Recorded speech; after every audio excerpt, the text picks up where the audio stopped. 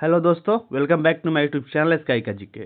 दोस्तों, आज की वीडियो में हम लोग जो नीरज सर क्लास लिए हैं साइंस का क्लास 1 हो चुका है, जो 1000 प्रश्नों से संपूर्ण सिलेबस जो इसमें कवर किया गया है। ठीक है, तो ये प्रीवियस ईयर क्वेश्चन भी है और एक्सपेक्टेड क्वेश्चन दोनों साथ में है, तो इसका हम लोग रिवीजन करेंगे। ठीक है, तो चलिए शुरू करते हैं बिना समय गवाए। पहला देखते हैं, पहला क्वेश्चन क्या था।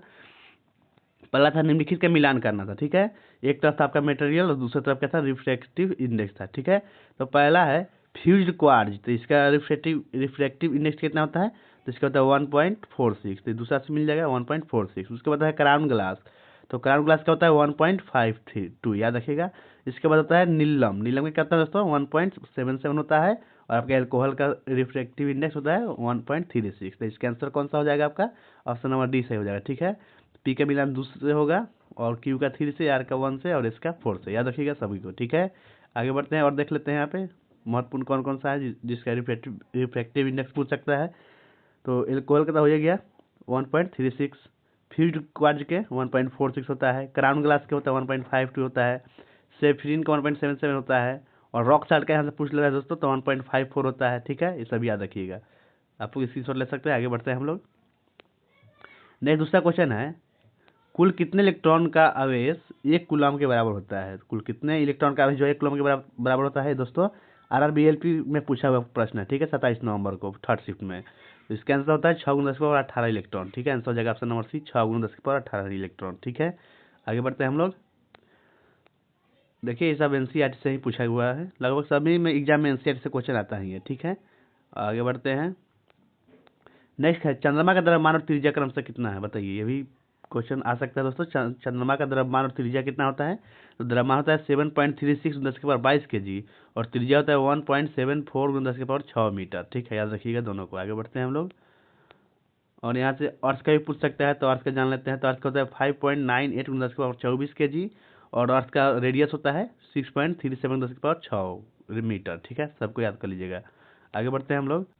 4 नंबर क्वेश्चन है दोस्तों, जॉन डाल्टन के अनुसार यह प्रतीक किस तत्व को दर्शाता है, बताइए। ये गोला के अंदर एस जो है, यह प्रतीक किसको दर्शाता है, तो इसका आंसर जो हो जाएगा दोस्तों सिल्वर है, तो इसके ऑप्शन में नहीं दिया था तो सिल्वर इसका आंसर होगा। ठीक है, बाकी ऐसा रहेगा तो मरकरी का रहेगा। इसमें से देख लेते हैं किसका कैसा रहता है। ठीक है, देखिए यहीं से आता है, एक ना एक पूछ देता है कभी कभी।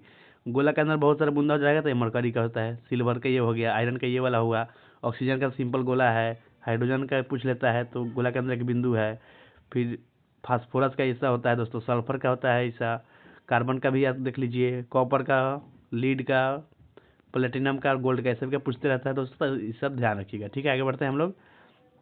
नेक्स्ट क्वेश्चन है, किसी अवतल दर्पण के मुख्य फोकस से गुजरने वाली किरण का विचार करें, परिवर्तन के बाद यह किरण क्या होगी। ये टेक्नीशियन में पूछा हुआ प्रश्न है दोस्तों। ठीक है, तो इसके मुख्य अक्ष के समानांतर निकलेगी, आंसर ऑप्शन डी हो जाएगा, मुख्य अक्ष के समानांतर निकलेगा। ठीक है, आगे बढ़ते हैं। देखिए, यहाँ से फोकस से गुजरता है तो उसके बाद फिर परिवर्तन के बाद फोकस से, यानी समानांतर यहाँ से गुजर जाएगा रेखा। ठीक है, आगे बढ़ते हैं। यहाँ से अवतल दर्पण में फोकस दूर से गुजरते हुए एक प्रकाश किरण परावर्तन के बाद मुख्य अक्ष के समांतर हो जाती है, यही पूछा था, तो ये याद कर लीजिए। आगे बढ़ते हैं हम लोग। निम्नलिखित में से किस जीव का हृदय 3 कक्ष वाला होता है, बताइए। 3 कक्ष वाला हृदय किसका होता है, तो होता है उभयचर का, आंसर हो जाएगा ऑप्शन नंबर बी, उभयचर का जो होता है 3 कक्ष वाला होता है। ठीक है, मछली का 2 कक्ष होता है, पक्षी में 4 कक्ष होता है और स्तनधारी में भी 4 कक्ष होता है। ठीक है, 7 नंबर क्वेश्चन है, यदि CO2 के एक नमूने में कार्बन का द्रव्यमान 6 ग्राम है तो उसमें उपस्थित ऑक्सीजन का द्रव्यमान कितना होता है। ठीक है, तो CO में कार्बन का परमाणु संख्या 3 होता है, ऑक्सीजन का 8 होता है। ठीक है, तो कार्बन का द्रव्यमान जो है 6 हो गया, तो ऑक्सीजन में O2 होता है दोस्तों, तो ऑक्सीजन कितना हो जाएगा, ये 16 हो जाएगा, ऑप्शन नंबर सी हो जाएगा। ठीक है, 16 ग्राम। आगे बढ़ते हैं। नेक्स्ट है आपका, यहाँ से अनुपात भी पूछ लेता है कि वाटर यानी H2O में हाइड्रोजन और ऑक्सीजन का अनुपात कितना होता है, तो 1:8 होता है, याद रखिएगा। उसके बाद पूछ देता है अमोनिया में होता है 14:3। ठीक है, नाइट्रोजन और हाइड्रोजन का अनुपात, और कार्बन डाइऑक्साइड में कार्बन ऑक्सीजन का अनुपात 3:8 होता है, ये भी याद रखिएगा दोस्तों। ठीक है, आगे बढ़ते हैं हम लोग। नेक्स्ट है कथन 1 है, सल्फाइड आयन का रासायनिक सूत्र SO3 2- होता है। कथन 2 है, सल्फेट आयन का रासायनिक सूत्र SO4 2- होता है। निम्न में से कौन सा विकल्प सही है, तो दोनों विकल्प जो दोस्तों सही है, इसका आंसर ऑप्शन हो जाएगा दोनों विकल्प सही है। ठीक है, आगे बढ़ते हैं हम लोग। यहाँ से ये भी देखिए आपके एनसीईआरटी से ही पूछा हुआ है, सल्फाइड का SO3 2-, सल्फेट का SO4 2-। ठीक है दोस्तों, फॉस्फेट का होता है PO4 3-, नाइट्रेट का होता है NO3-, नाइट्रेट हाइड्रोजन का, और हाइड्रोजन कार्बोनेट का क्या होता है HCO3-। ठीक है, ऐसे भी याद रखिएगा। आगे बढ़ते हैं। नेक्स्ट 9वां प्रश्न है, क्लोरीन परमाणु में k कोष और n कोष में उपस्थित इलेक्ट्रॉनों की संख्या के बीच का अंतर कितना होता है, बताइए। तो ये हो जाएगा आपका, क्लोरीन का होता है 17, क्लोरीन कितना पता है, 17 पर होता है, ठीक है। तो 2 8 7 होगा इसका इलेक्ट्रॉनिक विन्यास, तो ये एम में आ गया, ठीक है। तो के में कितना हुआ यहाँ पे देख लीजिए, के में होता है 2 आया, एल में आया 8 और एम में आया 7। तो आपसे पूछा था के कोष और एन कोष में अंतर, तो के कोष का 2 है और एन कोष में तो 0 है, तो दोनों का अंतर कितना हो रहा है, 2 हो गया। तो इसका आंसर ऑप्शन नंबर बी हो गया। आगे बढ़ते हैं। नेक्स्ट CuO प्लस NH3, उसके बाद बन गया Cu plus N2 plus H2O के लिए सही संतुलित रिएक्शन चुनना है इसका, ठीक है। तो इसका आंसर ऑप्शन डी हो जाएगा, 3Cu प्लस 2NH3 से हो जाएगा 3Cu plus N2 plus 3H2O, ठीक है। संतुलन करना था, तो इसका आंसर ऑप्शन डी हो जाएगा। आगे बढ़ते हैं। निम्नलिखित को मिलान करना है, ठीक है। तो एक समस्थानिक है, उसके बाद उपयोग है, ठीक है। तो यूरेनियम 235 का उपयोग क्या होता है दोस्तों, ये होता है नाभिकीय रिएक्टर के ईंधन के रूप में, ठीक है। कोबाल्ट 60 का उपयोग कैंसर के उपचार में होता है और आयोडीन 131 का उपयोग घेंघा के उपचार में होता है, ठीक है। तो इसका आंसर ऑप्शन नंबर होगा दोस्तों। आगे देखते हैं। नेक्स्ट प्रश्न है, धोन सोडा का आणविक सूत्र कौन सा है दोस्तों, ये भी यही में पूछा हुआ क्वेश्चन है, ठीक है, ध्यान से देखिएगा।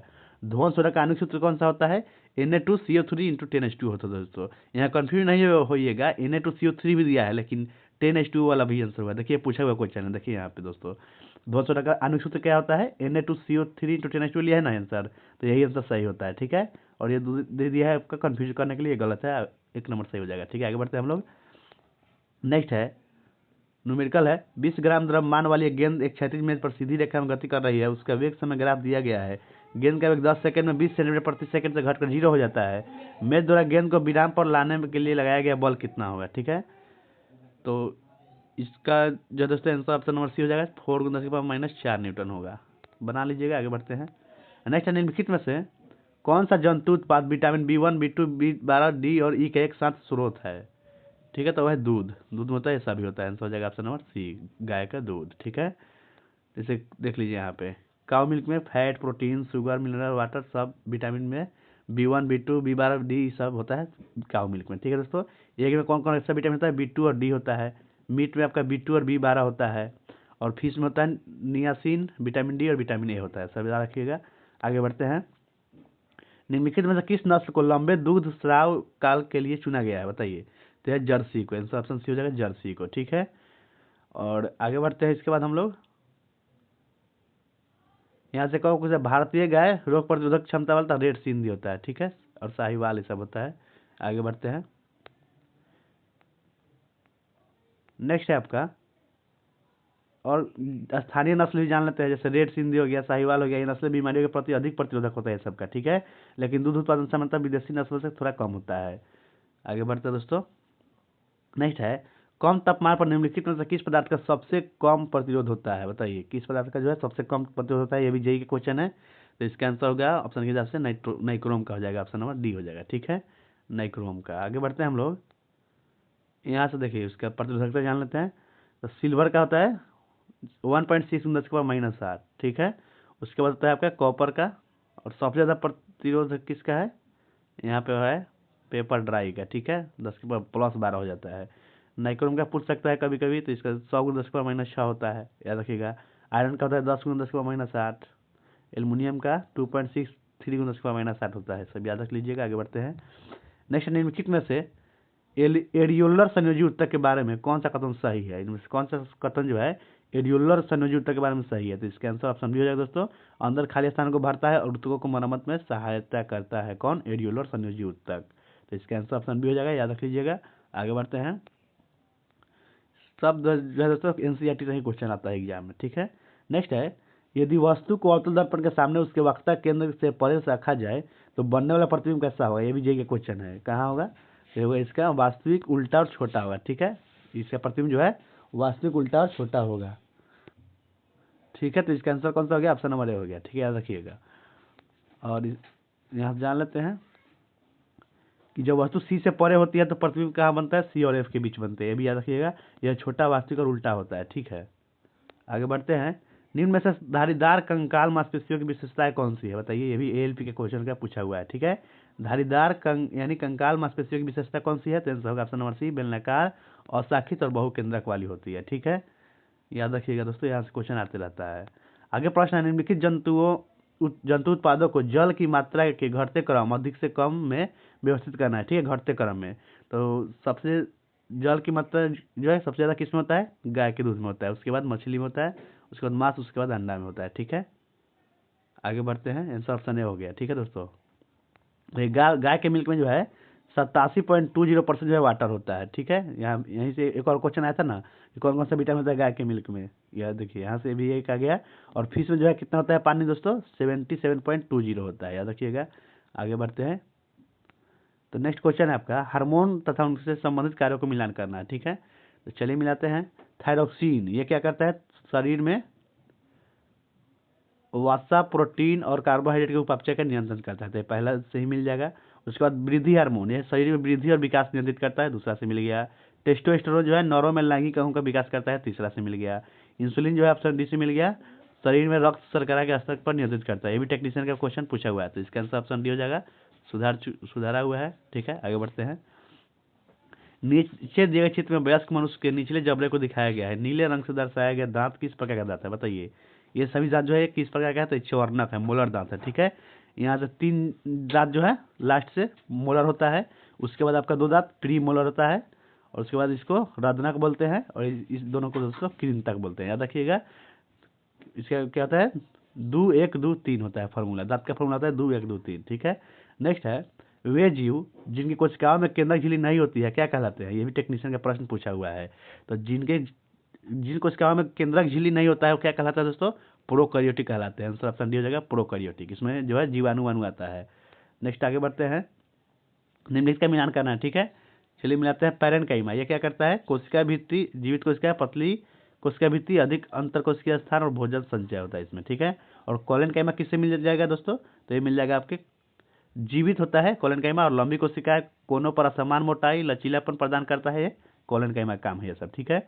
और स्क्लेरेनकाइमा काम क्या है, मृत कोशिका होता है, लिग्निन युक्त मोटी दीवारें, अंतर कोशिकीय स्थान नहीं होता इसमें, ठीक है। तो मिल गया, तो इसका आंसर कौन सा हो जाएगा, ऑप्शन नंबर डी हो जाएगा, ठीक है दोस्तों। आगे बढ़ते हैं, तो नेक्स्ट प्रश्न है आपका, निम्नलिखित में आहार नाल का सबसे लंबा भाग कौन सा है, बताइए। आहार नाल का सबसे लंबा भाग कौन सा है, ये भी पूछा हुआ है टेक्नीशियन का। तो छोटी आंत जो है आहार नाल में सबसे बड़ा होता है दोस्तों, ठीक है, छोटी आंत सबसे बड़ा होता है।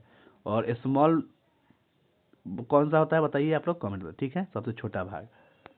तो ठीक है दोस्तों, समाप्त हो गया वीडियो, इतना ही था। अगला वीडियो आएगा तो उसका भी बना देंगे रिवीजन टेस्ट। अगर आपको अच्छा लगा है तो लाइक कर दीजिए और कमेंट करके बताइए कि वीडियो कैसा लगा है, ठीक है। और इसमें से आप कितना सही कर सकते थे अगर आप एग्जाम में होते तो थैंक यू दोस्तों, मिलते हैं नेक्स्ट वीडियो में।